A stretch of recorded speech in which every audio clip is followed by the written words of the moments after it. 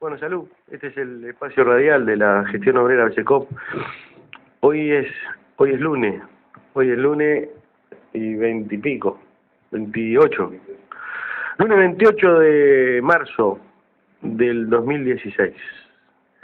Estamos solos una vez más. Y estaba leyendo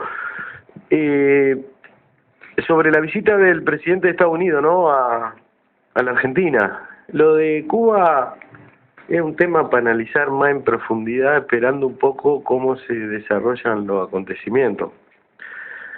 Hoy de mañana, o ayer de tarde, escribió el legendario Fidel Castro una de sus reflexiones. Y dijo, entre otras cosas, que él no estaba de acuerdo con reunirse con Obama porque era como meterse un alacrán en el bolsillo. Habría que ver de qué se trata en esas reflexiones. Nosotros no la pudimos leer. Toda la gente pregunta, opina, ¿no? Seguro los que están en contra de un proceso revolucionario plantean que el establecimiento de relaciones con Estados Unidos es una forma de claudicación de la Revolución Cubana. Y los defensores de la Revolución Cubana dicen que después de 50 y pico de años Cuba venció a Estados Unidos. Nosotros decimos esperar el proceso, cómo se desarrolla, pero hay algo muy claro. Los Estados Unidos de Norteamérica tienen un objetivo: transformar la isla en un país más basado en un sistema capitalista. Eso está muy claro. Si en el proceso de desarrollo de las relaciones entre Estados Unidos y Cuba se restaurara en Cuba un sistema capitalista, ha perdido el proceso revolucionario. Si en las relaciones, en el proceso de relaciones entre Cuba y Estados Unidos, Cuba logra hacer crecer su economía basada en una economía socialista, habrá ganado el proceso revolucionario. No se puede opinar hoy por hoy. Sí se puede opinar sobre algunas cuestiones, como es el discurso de Obama en Cuba, de un nivel de hipocresía sin límite. No dijo una sola palabra sobre Guantánamo, por ejemplo, ¿no? Guantánamo es parte del territorio cubano, apropiado por los Estados Unidos, una especie de Islas Malvinas, que está en territorio argentino y que, producto del colonialismo, está en propiedad de Gran Bretaña. Bueno, esto es más o menos lo mismo. Y después se desprenden algunas cuestiones que tienen que ver con los dichos de la terminación de la Guerra Fría, como que si el establecimiento de relaciones entre Cuba y Estados Unidos liquidaran la lucha de clase a nivel mundial, una cuestión que no tiene absolutamente nada que ver. No podemos llamarlo Guerra Fría. Guerra Fría cuando el mundo después de la Segunda Guerra Mundial se divide en dos bloques, dos sistemas económicos antagónicos. El campo socialista, que abolió el sistema capitalista, y el mundo occidental y cristiano, como le gusta llamarle al norteamericano, encabezado por los Estados Unidos, que siguió manteniendo un sistema basado en la propiedad privada, sistema capitalista. Guerra Fría porque las potencias que encabezaban los dos bloques, por un lado Estados Unidos, por otro lado la Unión Soviética, habían llegado a un nivel de armamentismo, habían llegado a un nivel de tecnológico desde el punto de vista de las armas, que un enfrentamiento entre las dos potencias habría hecho liquidar el planeta. Como no se podían enfrentar entre sí directamente, lo que se creaban eran focos basados en lucha de los pueblos por liberarse. Por un lado, los que querían seguir manteniendo el sistema capitalista apoyado por Estados Unidos, armado y financiado por Estados Unidos, y por otro lado, los pueblos que se enfrentaban al capitalismo, que querían abolirlo, pueblos que peleaban por su liberación, por su independencia, apoyados por la Unión Soviética, de la misma forma, con armas, financiamiento económico. Bueno, estamos hablando de uno de esos países, que es Cuba, ¿no? A partir del año 1960, 61, después de que comienza el proceso en el que Estados Unidos deja de confiar en los revolucionarios cubanos, porque Estados Unidos siempre creyó que a partir de 1959, la caída de la dictadura de Batista, los que tomaran el poder se iban a someter a los dictados de los Estados Unidos. Bueno, no fue así, la vida lo demostró. Cuando Estados Unidos deja de confiar en los dirigentes de la Revolución Cubana, comienza un proceso de ataques, naturalmente, para eliminar el inicio de un proceso que los pueda dejar afuera del negocio que tenían en Cuba. Bueno, a partir de 1961, junto con la invasión, una invasión de exiliados cubanos financiada por los Estados Unidos y entrenada por la CIA, en Bahía de los Cochinos. A partir de allí comienza un proceso en Cuba hacia el socialismo y su alianza con el campo socialista, con la Unión Soviética. De ahí la colocación de los famosos misiles.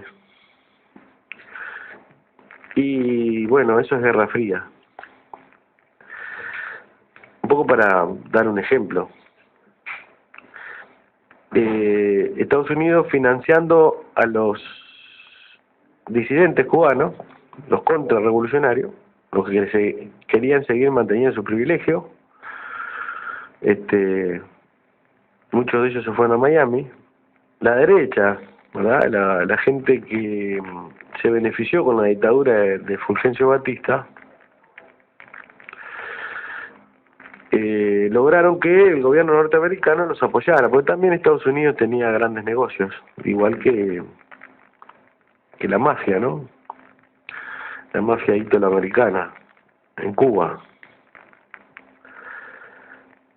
Y la Unión Soviética apoya el proceso revolucionario. Seguro, no se pudieron enfrentar Estados Unidos y la Unión Soviética porque hubiera sido una catástrofe planetaria. Y en medio de una alta tensión, es la que caracteriza la Guerra Fría, ¿no?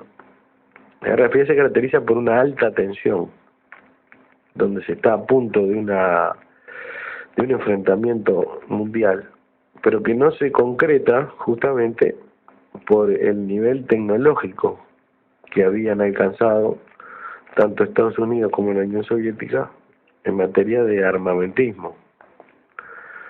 Entonces se le denomina Guerra Fría, porque no hay un enfrentamiento entre las grandes potencias directamente. Sí hay enfrentamiento entre las grandes potencias indirectamente. Los que se enfrentan son los pueblos, los que defienden por un lado el sistema capitalista y los que quieren liberarse. Y ambas potencias ayudaban económicamente y con armas, y muchas veces con tropas también, a uno u otro bando. Eh, claro, este tipo de este tipo de guerra se puede decir que terminó cuando se termina la Unión Soviética, cuando cae el muro de Berlín y por consecuencia la Unión Soviética pasa, o en la Unión Soviética se restaura el sistema capitalista, se termina la Guerra Fría, pero no se termina la lucha de clase, no se terminan los enfrentamientos, continúan de la misma forma. Los enfrentamientos entre los mismos bandos, los que defienden el capitalismo y los que se quieren liberar del yugo imperialista. Del 1990 para acá ha habido innumerable cantidad de enfrentamientos. Pero claro, al terminarse la Unión Soviética fue Estados Unidos el que directamente comenzó a invadir. No había, tenía vía libre, luz verde. Estados Unidos quedó como potencia hegemónica y todo aquello que Estados Unidos necesita, lo que decíamos, transforma a los gobernantes del país que ellos necesitan invadir como enemigos a través de sus medios de comunicación, convencen a la opinión pública internacional de que es necesario sacarlo, que son antidemocráticos,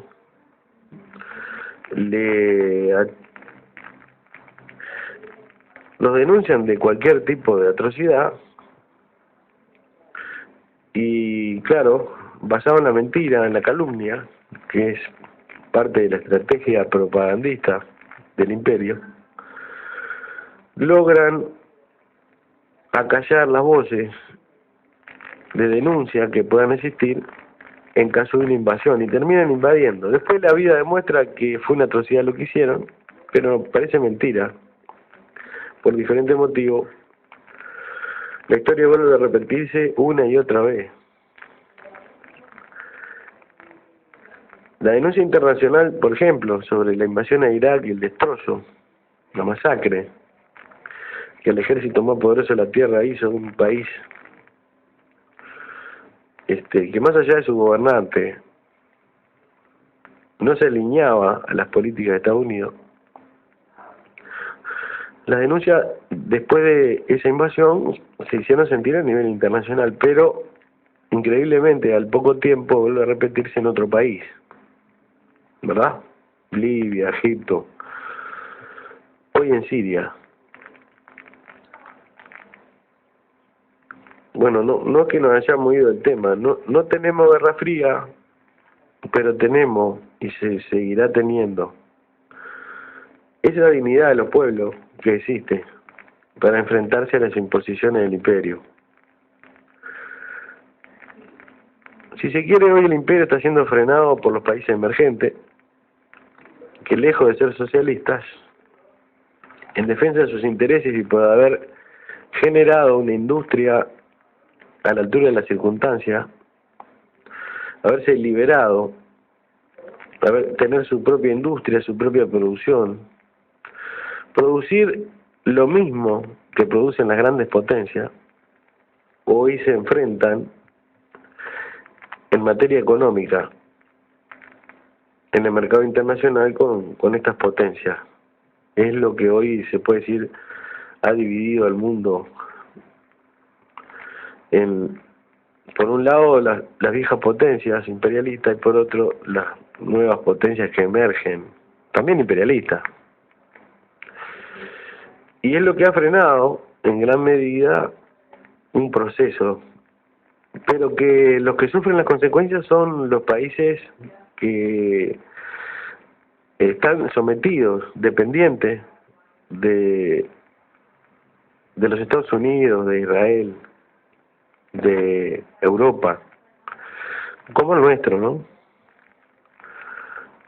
Estamos atravesando una crisis que está basada en la propia crisis de las potencias, en la propia crisis del sistema. Es bueno repetir algunas cosas porque a veces son difíciles de entender y como no se escuchan, ningún noticiero lo dice.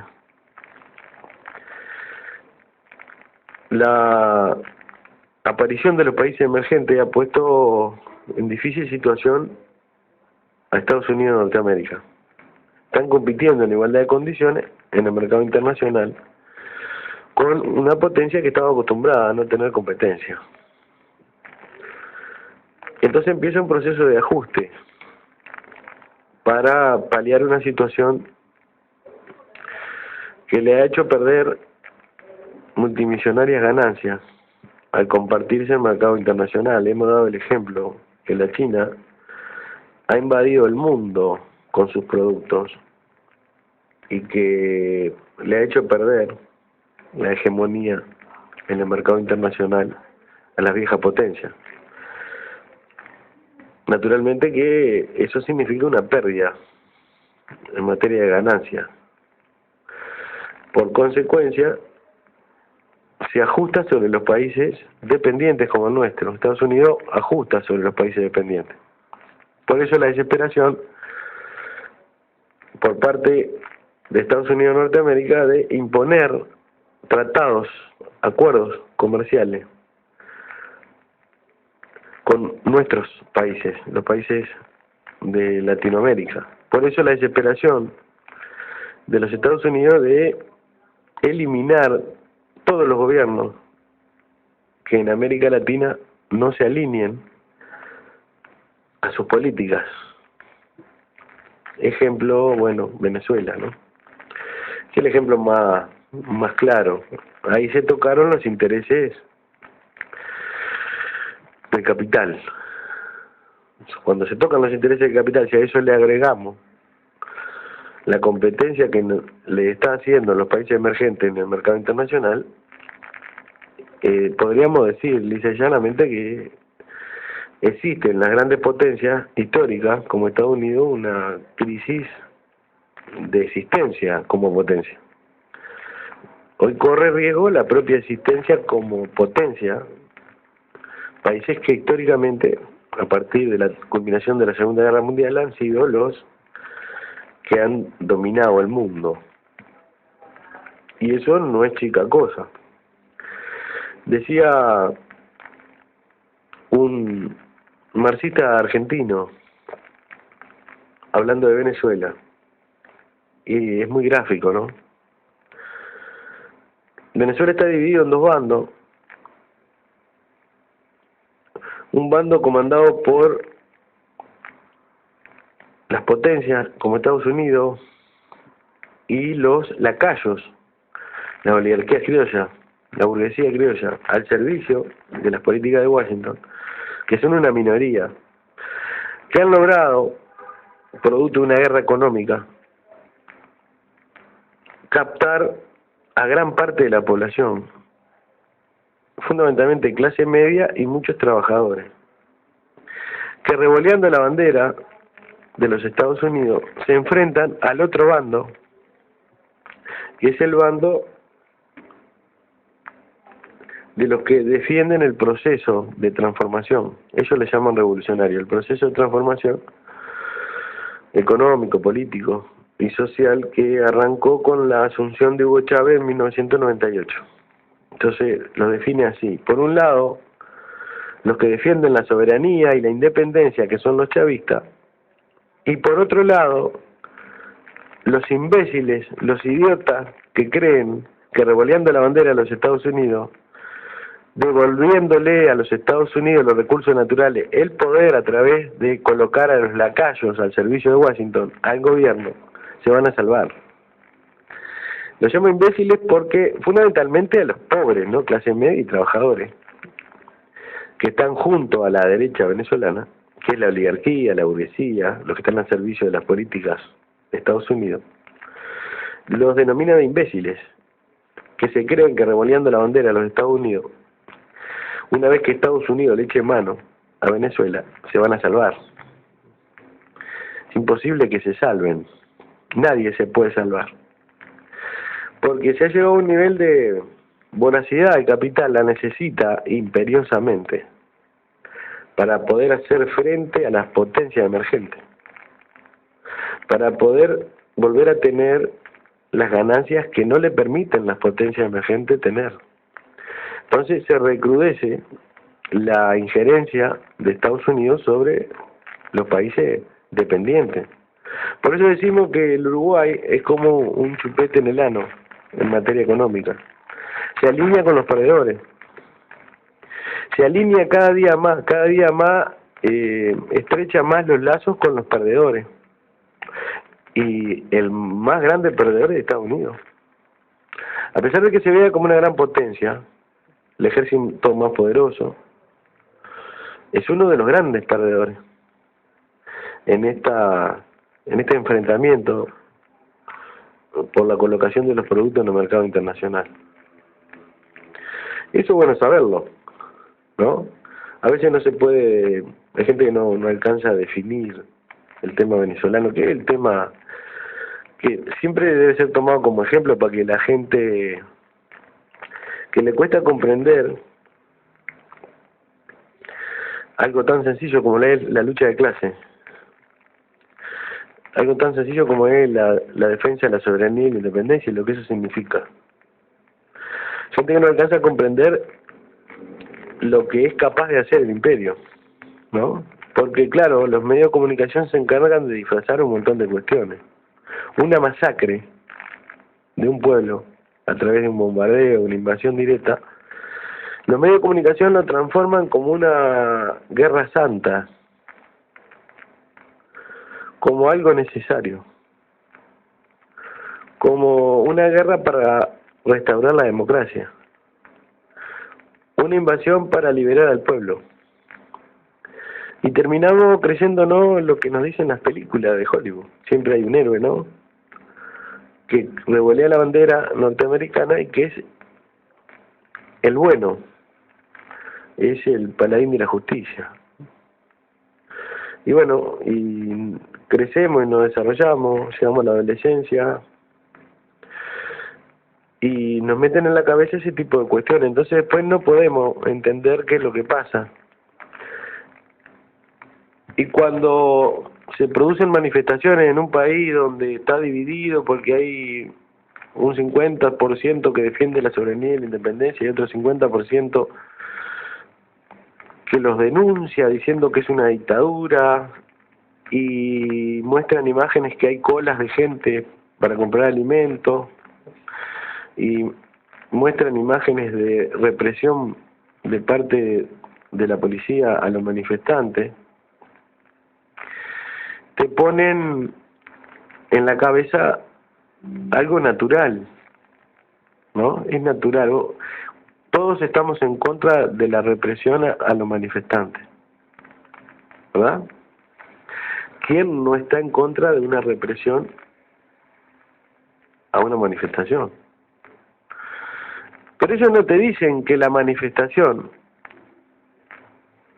marcha por las calles destrozando absolutamente todo, quemando ómnibus, autos, rompiendo oficinas públicas, plazas, parques, pegándole a la gente que va pasando.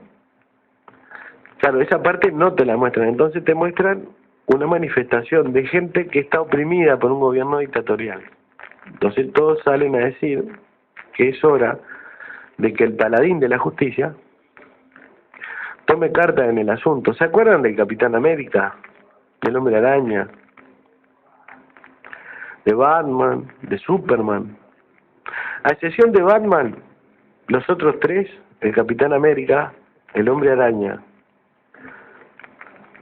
y Superman, tienen los colores de la bandera de los Estados Unidos. Es una cuestión interesante. Bueno, desde niño nos van metiendo que hay algo superior que nosotros debemos de respetar mucho, porque es el que cuando las cosas se complican y nosotros no tenemos fuerzas para resolverlas, ellos lo resuelven. Es el paladín de la justicia. Claro, no te cuentan la otra parte, que después que el paladín de la justicia entra, se roba todo. En ninguna película de Superman aparece Superman salvando a una familia, sacándola para afuera y robándose todo dentro de la casa, que esa parte no la... Lo mismo que el Capitán América, saqueando una viejita, no está filmado esa parte, ¿no? O el Hombre Araña metiéndose por la ventana y robándole toda una familia. Bueno, porque ese es el objetivo de estos paladines de la justicia, que elaboraron eso en medio de la Guerra Fría como forma de ir formando ya a nuestros niños para que nosotros, cuando seamos adultos, idolatremos a los, como dice Fidel, los reyes de la democracia, los paladines de la justicia, los defensores de los derechos humanos, ¿no? Claro. Es importante, ¿no? Porque seguro a nosotros nos preocupa mucho, más allá de las cuestiones a afinar, que tienen que ver con si el proceso, de la forma que se viene dando, puede llegar a restaurar o a instalar definitivamente una sociedad más justa, sin burócratas, no sé, todos esos temas los dejamos como elementos secundarios. Hoy debemos indefectiblemente reconocer que más allá de sus dirigentes, de la línea ideológica que puedan seguir para instalar un sistema sin explotar ni explotadores, hoy por hoy están enfrentando al enemigo público número uno. Y no hay otro camino que alinearse detrás de los que enfrentan al enemigo público número uno. En esta es la política de la alianza, ¿verdad? Es la vieja discusión. La vieja discusión. Hoy debemos alinearnos a todo aquello que se enfrentan al saqueo, sí, nosotros estamos convencidos que sí.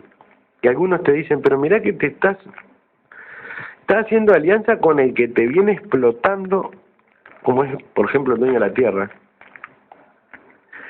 El que viene explotando a los trabajadores rurales, el que se ha enriquecido en otra época con la exportación del ganado en pie, el que produce para exportar el 100% del alimento que produce y termina aumentando los alimentos en nuestro país. Elementos que son reales, que son verdad. Pero si no alcanzamos a ver que si no defendemos eso ahora, junto a todo lo que le están defendiendo, después va a ser peor, porque ¿en manos de quién va a quedar? Hoy está en manos de un enemigo de clase que nos explotó históricamente. Pero si no lo defendemos a eso, que es la tierra, ¿en manos de quién va a quedar? ¿De alguien que va a repartir la tierra para que nosotros la hagamos producir? ¿Que va a hacer una reforma agraria? No, para nada. Esto es lo mismo. Los que se enfrentan al saqueo en un país determinado, cuando estamos viendo, porque lo estamos analizando, que los propios paisanos al servicio del saqueo colaboran para generar un clima de tensión y de desestabilización. No queda otro camino que la solidaridad con aquellos que defienden la soberanía y la independencia. Hoy un alto porcentaje del pueblo venezolano, más de la mitad, lo único que está haciendo es defenderse de la agresión extranjera. Lo único que ha podido hacer, defenderse de la agresión.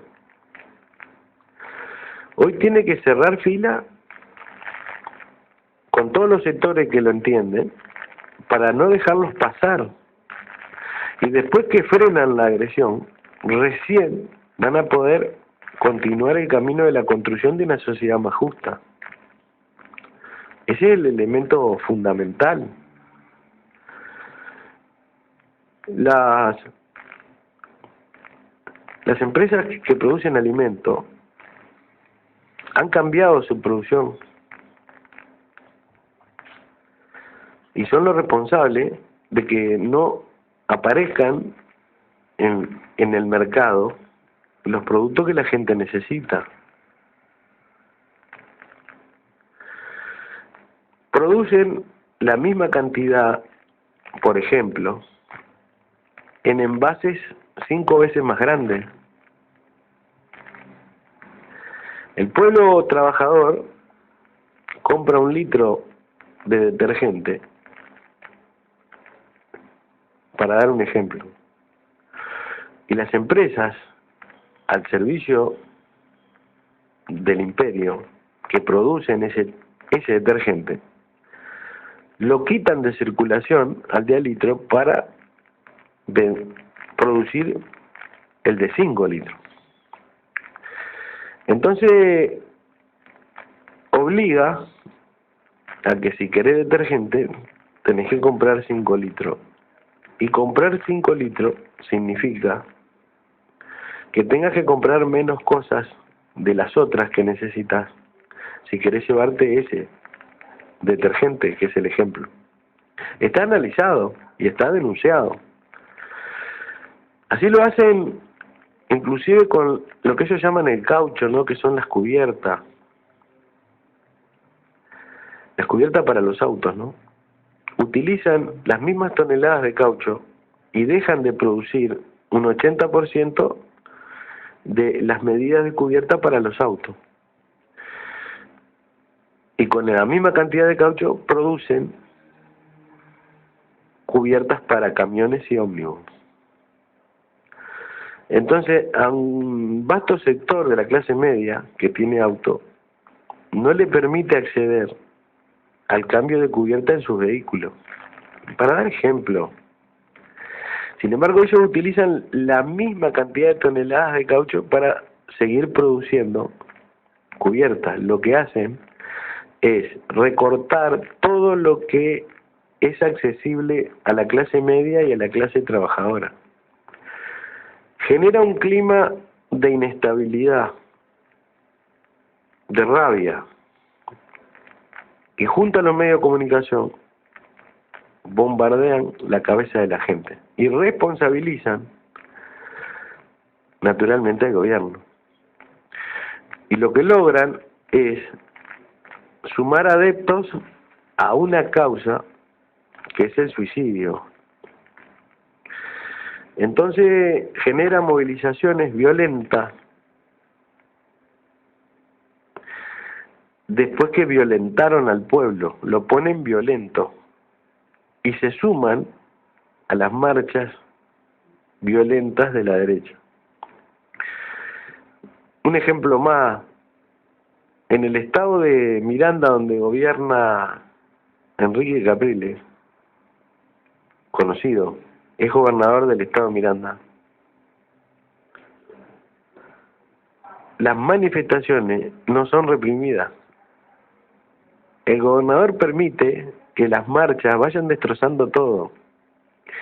Y cuando el gobierno nacional manda lo que se llama la Guardia Nacional Bolivariana a reprimir lo que es producto de la violencia que generan, denuncian represión policial sobre manifestantes pacíficos. Hay 1000 ejemplos. Es bueno saberlo porque a veces uno escucha cosas que no le da el tiempo a explicar. Qué fácil que se le hace al capital tener tantos medios de comunicación a su servicio. Lo que a uno le cuesta horas y programas enteros una vez a la semana, los medios de comunicación masivos te lo hacen en 3 minutos. En 3 minutos preparan la cabeza de la gente para ponerlo a su servicio. Se le llama el cuarto poder. Pone y saca presidente, prepara a la opinión pública para una invasión, para aplaudir la invasión. Prepara a la opinión pública para creer que, por ejemplo, las Torres Gemelas fueron bombardeadas, destruidas, atacadas por el terrorismo internacional, que no acepta que exista un país tan poderoso, democrático y defensor de los derechos humanos como Estados Unidos. Y nosotros salimos a revolear la bandera de los Estados Unidos. Si no existieran los medios de comunicación, tampoco existiría el imperialismo. Tal vez existiría otra cosa. Si el imperialismo no tuviera los medios de comunicación a su servicio, difícilmente existiría la explotación que hoy existe. Difícilmente existiría el saqueo que hoy existe. Es importante. Si hoy, como decimos siempre, el enemigo en el Uruguay no es el Frente Amplio, ni el Partido Nacional, ni el Partido Colorado, ni el Partido Independiente.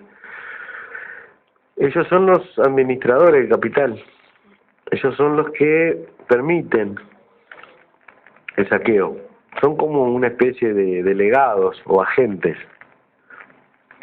Asalariados, diríamos nosotros, porque también se benefician particularmente de, por ejemplo,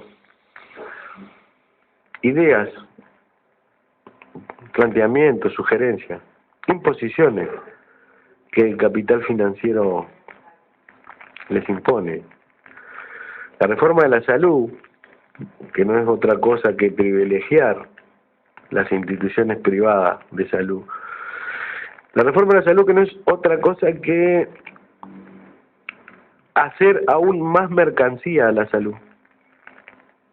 Ha beneficiado, entre otros, a nuestro presidente de la República, ¿no? Nada más y nada menos. Lo ha beneficiado económicamente, como a tantos otros profesionales de la salud que se han enriquecido, obscenamente enriquecido. Y bueno, y en medio de una reforma tributaria necesaria, impuesta también por los organismos internacionales de crédito, como forma de hacer recaudar más al Estado para tener más excedente,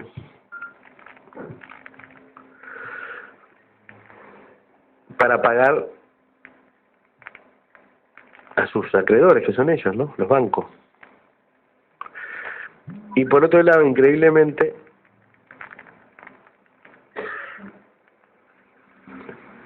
los grandes capitales internacionales, en el marco de una reforma tributaria, con el argumento de que el Estado no puede permitir que haya comerciantes que no paguen impuestos, se instalan en nuestro país los capitales internacionales, por ejemplo, 250.000 hectáreas que no paga contribución inmobiliaria, y que no pagan una moneda de impuesto por lo que producen, por lo que usan. No existen para ellos impuestos. Contradicciones, no son contradicciones, son cosas muy claras para quien se gobierna, ¿no? Eso es parte de la política del saqueo. Y hoy más que nunca necesitan, en función del enfrentamiento que tienen con las potencias emergentes, saquear. Necesitan el oxígeno que significa para los capitalistas saquear un país cuando tienen graves problemas de colocación de su producto en el mercado internacional, lo que le permite obtener multimillonaria ganancia. Y para ello tenemos gobiernos como el nuestro que abren la puerta al saqueo. Bueno, de esas cosas, si no hablamos de esas cosas no entendemos nada, ¿verdad? Porque lo fundamental es entender lo que pasa. ¿Cuáles son las causas del bajo salario? cuáles son las causas del deterioro de la salud y las causas del deterioro de la educación, cuáles son las causas de la falta de vivienda, del crecimiento de los asentamientos. El saqueo. Esas son las causas. El saqueo indiscriminado, que ha crecido exponencialmente en los últimos años, es lo que le pasa a los países en el mundo entero. Yo diría que sería un buen ejemplo ver lo que está pasando en la República Argentina. Bueno, en la República Argentina se restauró el saqueo. El gobierno argentino le está devolviendo al capital lo que se le había arrancado para beneficiar a la población. Bueno, esa es la lucha de clase. Dos concesiones que se enfrentan, una que necesita exprimir a la otra para obtener la mayor ganancia posible, y la otra que al servicio de la anterior vende su fuerza de trabajo para poder subsistir.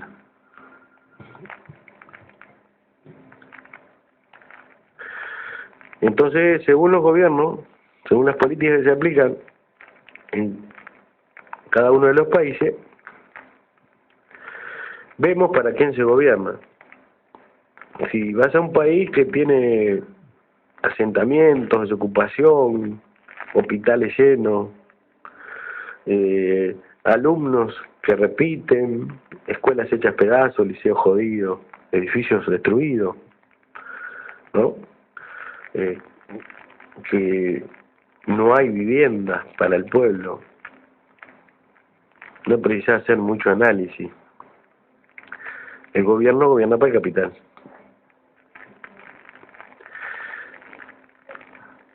¿Verdad? Si ves en un país donde las escuelas, los hospitales parecen hoteles 5 estrellas, donde hay vivienda, donde se ha eliminado el asentamiento, el analfabetismo, es porque se gobierna para el pueblo. Y en todos los países donde se gobierna para el pueblo, tenés conflictos muy seguidos. Los venezolanos entregaron 1 millón de viviendas a pagar a 25 o 30 años, con salarios, con cuotas en función del salario. Claro, le falta un montón de años para terminar de pagarla. A algunos le faltan menos, fueron las primeras que se entregaron, pero las que se entregaron último, que hace poco se entregó la vivienda 1 millón, tienen 25 años por delante. Entonces, como en la última elección nacional de Parlamento, la derecha tiene la mayoría, elaboró una ley en la que le aumenta la cuota que se había establecido y le agrega el cambio que se pudo haber producido alrededor de la vivienda después que la vivienda fue construida. Le aumenta el precio a la vivienda. Y si se entregó una vivienda en el centro y no se tomó en cuenta de parte de los que la entregaron el punto, ellos le agregaron a la vivienda valor para que el prominente propietario tenga que pagar mucha más cuota. Transformaron un bien social que es la vivienda en una mercancía. Tan sencillo como eso. Se gobierna para el capital. Y todo aquel que no pueda pagar, se le va a quitar la vivienda. Entonces ellos hicieron una cuenta. Aproximadamente cada vivienda tiene un valor de $20.000. Se entregó por un valor de $20.000. Entonces, como se entregó 1 millón de viviendas, ellos tienen 20.000 millones de dólares en ese plan de vivienda popular. Y como tienen mayoría parlamentaria, elaboran una ley que la sacan por mayoría, que atenta contra la propiedad de los trabajadores a la vivienda, que tiene como objetivo que no puedan pagar y que esas viviendas sean manejadas por los especuladores inmobiliarios, que ellos defienden. Tan sencillo como eso, tan sencillo como eso. Es entender, ¿no?, de qué lado tenemos que estar. Y no permitir que cuando se gobierna para el capital, no permitir que se siga gobernando para el capital. En la medida que se siguen abriendo las puertas al capital financiero sin pagar impuestos, se está afectando el nivel de vida del pueblo. Se afecta el nivel de vida del pueblo, aunque no se alcance a comprender con sencillez, con claridad. Se extranjeriza el país, las multinacionales ingresan con un montón de condiciones, no solo no pagar impuestos. Te retienen el salario, te lo mantienen topeado, como forma de incentivar a la inversión. Te endeudan porque te exigen que la infraestructura esté a la altura de las circunstancias. Y son empresas monstruosas, ¿no? Y aparte de envenenarte, también te producen gastos producto de las enfermedades, que el Estado debe hacerse cargo. Me hace acordar cuando los españoles llegaron a América. Trajeron enfermedades. La viruela, la escarlatina, el sarampión, la gripe. Bueno, es la restauración de la colonización. Se nos está la neocolonización, eso es. Esto es la neocolonización. Claro, con internet, con televisión, con plasma, con autos, con celulares de última generación. Los indios no lo tenían. Las consecuencias son las mismas. Sin lugar a duda, las consecuencias son las mismas. Un ataque a la educación, fundamentalmente pública, que les garantice a los capitalistas que los futuros obreros sean lo más analfabetos posible. Se van eliminando materias fundamentales, se van quitando horas de las materias fundamentales, las materias humanistas, historia, literatura, filosofía, sociología, por otras materias más funcionales a los intereses de los capitalistas, más funcionales a los intereses de los capitalistas. Bueno, se nos va terminando el tiempo. Una cosa trae la otra, no es bravo.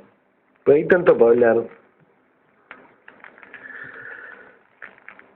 Y seguro, la ignorancia es tan grande que es difícil.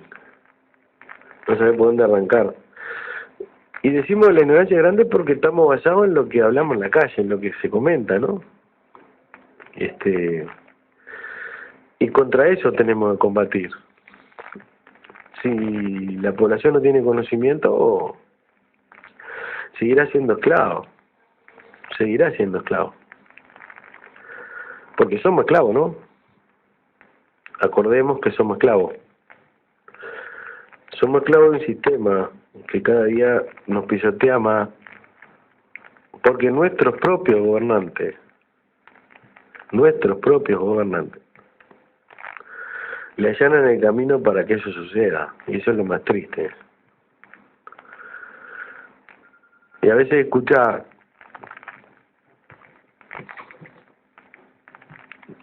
hablar en la calle la gente común, ¿no? sobre alguna acción que hace el gobierno y dicen, ¡fua! ¿Cómo se puso la derecha por lo que hizo el gobierno? Entonces voy a decir, o escuchar, ¡fua! Está brava la derecha, la oposición de derecha, ¿eh? Entonces voy a decir, pero no se ha entendido nada, ¿eh? No se ha entendido nada. Cuesta entender cuando la gente recibe información de los agentes del capital. ¿Qué más quiere el capital? Que el pueblo crea que este gobierno es de izquierda, porque va a mantener viva la esperanza de que en algún momento, cuando la derecha se lo permita, porque cuando te hacen creer que el gobierno es de izquierda es porque la oposición es de derecha, ¿no? Cuando la derecha se lo permita, va a gobernar para el pueblo. Es terrible, ¿no? Nosotros, se nos terminó el tiempo, no tenemos que ir a trabajar.